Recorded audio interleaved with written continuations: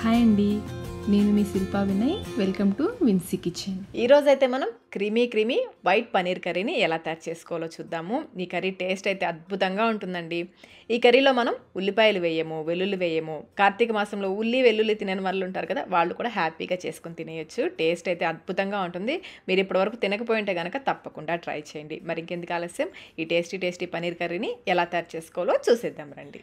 ముందుగా కుక్కర్లోకి 2 కప్పుల సొరకాయ ముక్కలు వేసుకోవాలి. నేనైతే 400 గ్రాములు 400 గ్రామ్స్ సొరకాయ తీసుకున్నాను. పైన తొక్క తీసేసి గింజలు ఏమైనా ఉంటే గింజలు కూడా తీసేసుకొని ముక్కలుగా కట్ చేసి వేసుకోవాలి. ఇప్పుడు ఇందులో 2 టేబుల్ స్పూన్ల పుచ్చగింజలు వేసుకోవాలి, వాటర్ మెలన్ సీడ్స్. మీ దగ్గర ఇవి లేకపోతే 10 బాదం పప్పు అయినా వేసుకోవచ్చు. అలాగే 10 జీడిపప్పు, గుండు పప్పు వేసాను, బద్దపప్పు కాదు. బద్దపప్పు అయితే 20 వేసుకోండి. ఇందులో 3 లవంగాలు, 1 యాలక్కాయ, చిన్న దాల్చిన చెక్క ముక్క, పెద్దదైతే 1 బిర్యానీ ఆకు, నేను చిన్నవి కాబట్టి 2 వేసాను. అలాగే కొంచెం నీళ్లు, 3 టేబుల్ స్పూన్ల వరకు నీళ్లు పోసేసి మీడియం ఫ్లేమ్లో 3 విజిల్స్ వచ్చేంత వరకు ఉడికించుకోవాలి. ఇప్పుడు ఒక బౌల్ తీసుకుని ఇందులో 1/2 టీ స్పూన్ జీలకర్ర పొడి, 1/2 టీ స్పూన్ మిరియాల పొడి, 1/2 టీ స్పూన్ కసూరి మెతిని చూడని విధంగా కొంచెం లైట్గా క్రష్ చేసి వేసుకోవాలి. ఇంకా కొంచెం సాల్ట్, ఒక 1/4 టీ స్పూన్ సాల్ట్ వేసుకోవాలి. అలాగే 2 టేబుల్ స్పూన్ల పెరుగు కూడా వేసేసుకుని అంతా బాగా కలిసేలా కలుపుకోవాలి. పెరుగులో ఎక్కడ గడ్డలు లేకుండా బాగా బీట్ చేస్తున్నట్లుగా కలుపుకోవాలి. చూడండి విధంగా బాగా కలుపుకోవాలి. ఇప్పుడు ఇందులో చిన్నగా కట్ చేసిన పన్నీర్ ముక్కలు వేసుకోవాలి. ఇవి వెయిట్లో వచ్చేసి 200 గ్రామ్స్, 200 గ్రాముల పన్నీర్ ముక్కలు వేసుకోవాలి. ఈ మసాలా అంతా కూడా పన్నీర్ ముక్కలకి బాగా పట్టేలాగా కలుపుకోవాలి. చూడండి ఈ విధంగా బాగా కలిపేసుకుని మూత పెట్టేసి ఒక 15 నిమిషాల పాటు పక్కన పెట్టేసుకోండి.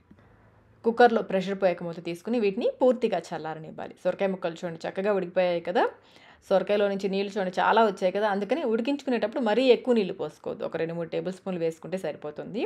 ఇవి పూర్తిగా చల్లారిన తర్వాత గ్రైండ్ చేసుకోవాలి, మిక్సీ జార్లోకి వేసుకోవాలి.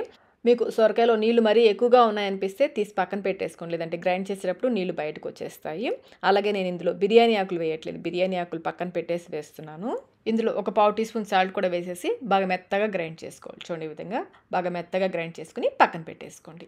ఇప్పుడు స్టవ్ పైన ప్యాన్ పెట్టేసుకుని 3 లేదా 4 టేబుల్ స్పూన్లు నూనె వేసి, నూనె కాగిన తర్వాత 2-3 పచ్చిమిర్చిని కట్ చేసి వేసుకోవాలి. అలాగే ఒక పెద్ద క్యాప్సికం కూడా ఈ విధంగా క్యూబ్స్ లాగా కట్ చేసి వేసుకోవాలి. ఇందులో మనం కారం ఏమీ వేయం కాబట్టి కారానికి సరిపడా పచ్చిమిర్చి వేసుకోవాలి. వీటిని 2-3 నిమిషాల పాటు వేయించేసుకుని మనం మ్యారినేట్ చేసి పెట్టుకున్న పన్నీర్ని వేసేసుకోవాలి. మీకు క్యాప్సికమ్ తినేటప్పుడు కొంచెం క్రంచీగా ఉండాలి, అలాగే కలర్ చేంజ్ అవ్వకుండా ఉండాలి అనుకుంటే 2 నిమిషాల పాటు వేయించేసి తీసి పక్కన పెట్టేసుకుని కర్రీ చివరిలో అయినా కలుపుకోవచ్చు. నేనైతే కొన్ని తీసి పక్కన పెట్టాను గార్నిషింగ్ కోసం. పన్నీర్ కూడా వేసేసి బాగా కలిపేసుకొని లో ఫ్లేమ్లో వీటిని ఒక 5 నిమిషాల పాటు ఉడికించుకోవాలి. ఇందులో ఈ వాటర్ అంతా కూడా పూర్తిగా ఆవిరయ్యేంత వరకు ఉడికించుకోవాలి. మాడిపోకుండా మధ్యలో కలుపుకుంటూ ఉండాలి. చూడండి ఈ విధంగా ఉడికించుకోవాలి.